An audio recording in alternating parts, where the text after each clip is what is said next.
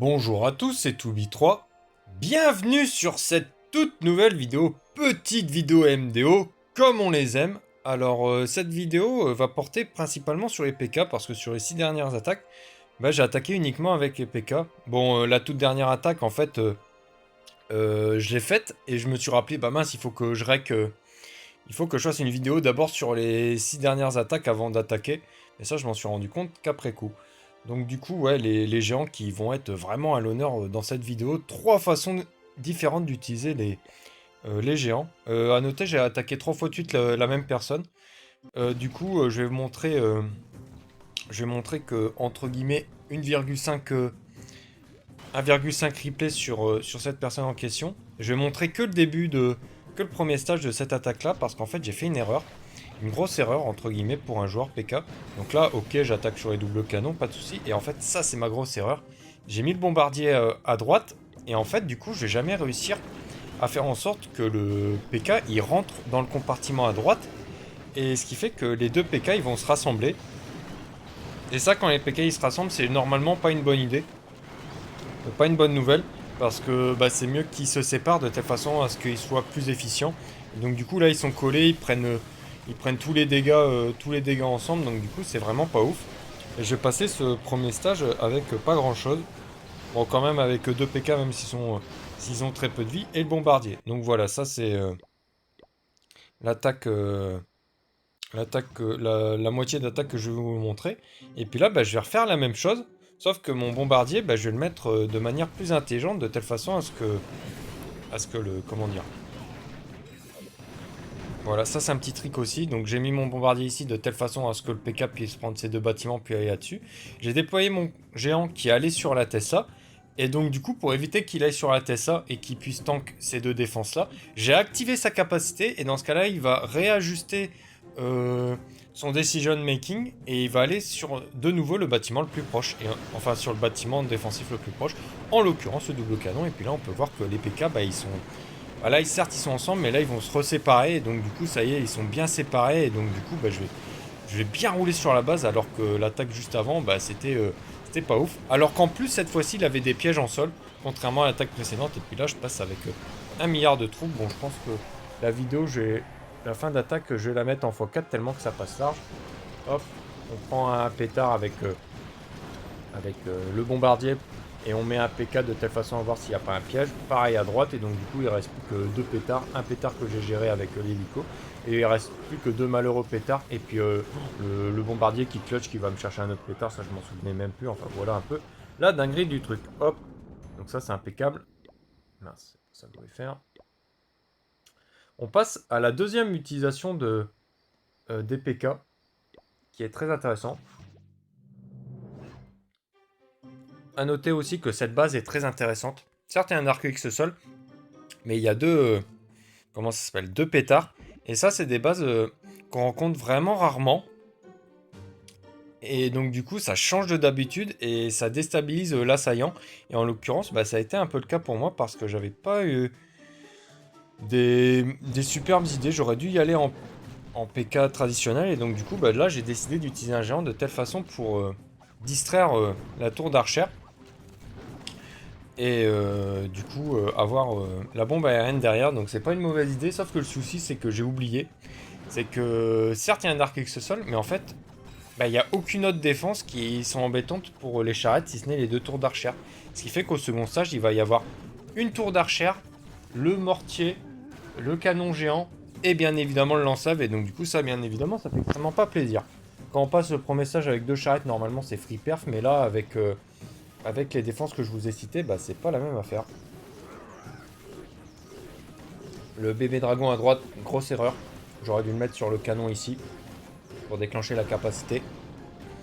Donc franchement, attaque mal exécutée, mais à mon avis j'ai été un peu désarçonné par le village. J'aurais pas dû évidemment, mais voilà. Et donc du coup je vais avancer mes charrettes et je vais passer ce premier stage vraiment pas large. Et heureusement, le premier stage, autant il était intéressant, le deuxième stage, c'était 0 par contre.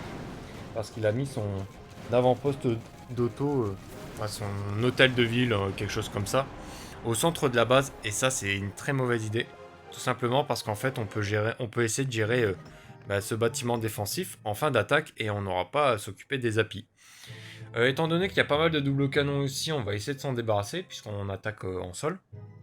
Et je vais prendre un camp d'archers pour de 1 déminer les trappes pour les charrettes et de 2 essayer de prendre ça avec une archère. Hop, bim, jackpot, je tombe directement sur un piège à pousser, ça c'est impeccable.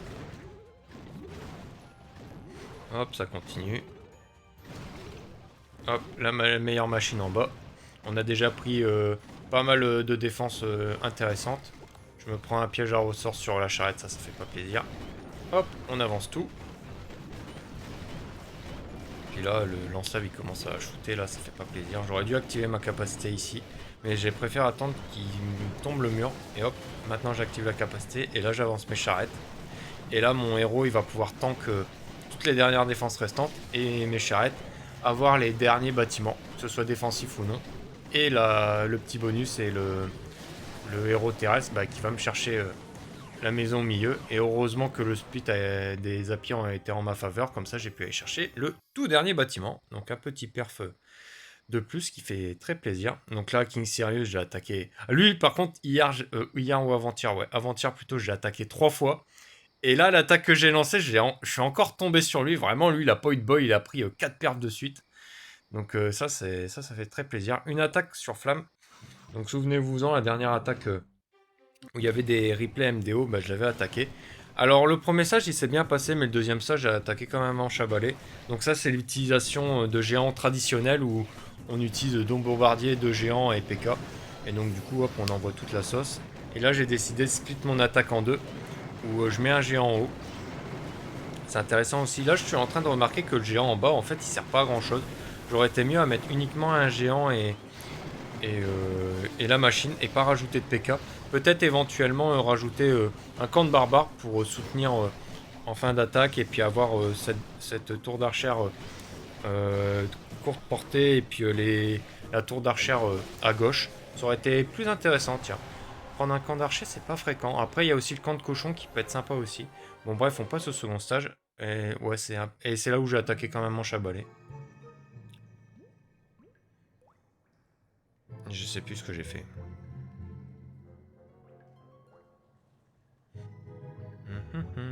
Ouais, j'ai fait le time, il me manquait une seconde. Ah oui, j'aurais dû mettre mon bombardier ici, mais j'avais peur qu'il y avait une Tesla, du coup j'ai fait différemment. Et ça s'est pas avéré être une bonne idée. Ouais, je tombe pas là, le pétard, en fait j'ai pris une mauvaise décision. Et donc du coup c'est ça qui va me coûter l'attaque. Hop, capacité. Et j'aurais dû balancer le bébé dragon. Là, le deuxième, j'aurais dû le balancer plus sur la droite de telle façon à ce qu'il aille là-dessus. Donc, du coup, deux grosses erreurs qui font que j'ai fail l'attaque. C'est quand même mérité. Hop, et puis du coup, je vais dash sur le dernier bâtiment et je vais pas l'avoir à une fraction de seconde. Et ça, c'est dommage. Là, j'aurais pas dû utiliser la capacité hélico, j'aurais dû la mettre plutôt sur le bâtiment là. Et puis voilà, il me manque une fraction de seconde, donc c'est dommage. Je perds 13 trophées. Et voilà, dernière utilisation du géant. C'est pas la première fois que vous le voyez sur la chaîne. Et puis j'ai pris exemple sur Rubik's Cube. Le maître Rubik's Cube. Où on met un géant pour tanker la méga Tesla, pour distraire le poste de garde et pour anéantir une tour d'archère. Donc vraiment un géant de qualité. Il y a aussi une autre façon d'utiliser un géant. Et je vais essayer de sortir une vidéo... peut-être dans 4 jours à ce sujet, puisque comme je sors une vidéo tous les 2 jours et que j'alterne MDO et village principal, je pense que dans 4 jours je vais essayer de sortir une vidéo avec des attaques en cochon. Donc dites-moi si ça vous intéresse. C'est vrai que les cochons j'utilise pas ça souvent, mais c'est quand même intéressant. Même si c'est un peu, comment dire, ce sont des troupes un peu capricieuses. Donc voilà, je mets mon géant en bas. Et puis là la tour, la méga Tesla elle est occupée et là rendez-vous compte de la dinguerie du truc, j'ai perdu qu'un seul bébé dragon. Bon ok certes il n'y avait pas de piège aérien donc ça va être pas mal. Et donc du coup j'ai encore les 3 bébés dragons en vie et un bébé dragon que j'ai pas utilisé, donc là c'est quand même un carnage. Hop, j'aime bien mettre mon écho ici, comme ça prend directement un pétard. Bon surtout que j'ai encore plein de bébés dragons donc ça va très clairement le faire, hein. Je la mets en x4, ça sert à rien de laisser du faux suspense. Hop on appose quelques bébés dragons et puis On en met tellement que le village, il en est surchargé. Hop, capacité hélico. Et on explose la base. J'ai quand même montré l'attaque que j'ai faite ici. Donc, charrette bébé dragon. C'est assez rare que j'utilise cette composition. Alors qu'il y a un mois de cela... il y a un mois, 2 mois, 3 mois, 4 mois, 5 mois de ça, j'utilisais que ça. Et là, en fait, bah, je vais juste profiter qu'il y a un arc X sol pour attaquer en aérien. Et juste, je déblaye ces quelques bâtiments de telle façon à ce que mes bébés dragons aillent plus profondément dans la base. Donc ça, c'est une stratégie intéressante. J'aurais peut-être pu mettre aussi une charrette pour avoir ces bâtiments-là. Ça aurait été bien aussi. Parce qu'au final, ouais, j'ai mangé pas mal de trappes aériens. Et donc, du coup, j'ai passé avec pas beaucoup d'unités aériennes. J'aurais dû attendre, ouais. Ouais, j'ai été impatient. J'ai pas attendu alors que j'aurais dû. Ça a été ça ma plus grosse erreur. Et puis ouais, j'ai claqué une capacité bébé dragon à gauche qui a pas été très belle. Hop, capacité ici, ça c'était une bonne capa. Donc du coup, on va passer ce second stage avec un bébé dragon full vie. Et puis quasiment. Et puis une charrette. Donc du coup, ouais, il y a quand même 2 doubles canons. J'aurais dû faire la strat où je mets où je distrais ça et puis je tombe tout ça avec les charrettes. Et je prends un camp de barbares pour enlever les bâtiments dans les coins. Ça aurait été une bonne strat. Mais j'ai décidé de balancer des charrettes dans tous les coins. J'ai mis un bébé dragon ici parce que je me suis dit c'est bizarre, il y a quand même un double canon qui est donné. Et je pensais vraiment qu'il y avait la Tesla qui était ici, donc du coup bah là... Bon, j'ai pas mis un bébé dragon dans le désert parce que quand même si je perdais la charrette à gauche j'aurais eu l'air con. Mais très clairement j'aurais préféré tomber dessus. Et là j'ai quand même fait un peu une erreur, il y avait quand même... J'ai avancé ma charrette à droite et il y avait quand même des chances pour qu'il y ait une Tesla pas loin dans le coin et donc du coup là je vais quand même me faire avoir. J'aurais dû attendre que le héros il s'avance.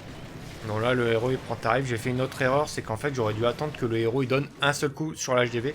Puis après je déclenche ma capacité. Bon je vais quand même réussir à perf. Mais c'était pas excessivement large. Vraiment la stratégie de mettre le héros en bas à gauche avec les charrettes derrière c'était très clairement mieux.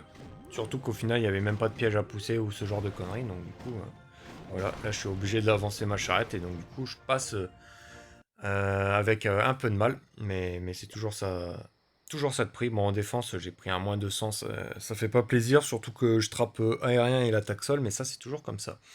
J'espère que la vidéo vous aura plu. Si c'est le cas, n'hésite pas à mettre ton meilleur pouce bleu, à commenter, à partager. Et quant à moi, je vous retrouve très très bientôt pour une prochaine vidéo sur Clash of Clans. D'ici là, portez-vous bien. Allez, salut!